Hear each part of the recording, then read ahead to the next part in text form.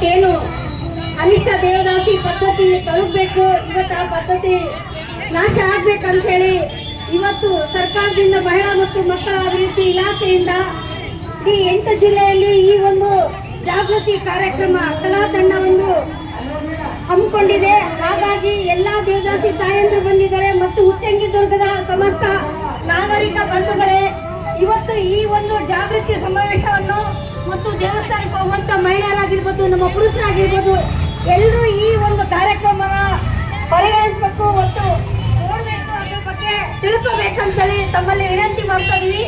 ಸುಮಾರು 8 ಜಿಲ್ಲೆಯಲ್ಲಿ ಈ ಒಂದು ಕಲಾ ತಂಡದಿಂದ ಜಾಗೃತಿ ಸಮಾವೇಶ ನಡೆದಿದೆ. ಈ ರಾಜ್ಯದೊಳಗೆ ದೇವದಾಸಿ ಪದ್ಧತಿ ಒಂದು ಪಿಡುಗು ಅಂತ ಒಂದು ಅನಿಷ್ಟ ಪದ್ಧತಿ ತಲುಪಬೇಕಂತೇಳಿ ಸರ್ಕಾರ ಸಾಕಷ್ಟು ಯೋಜನೆಗಳನ್ನು ಹಮ್ಮಿಕೊಂಡಿದೆ.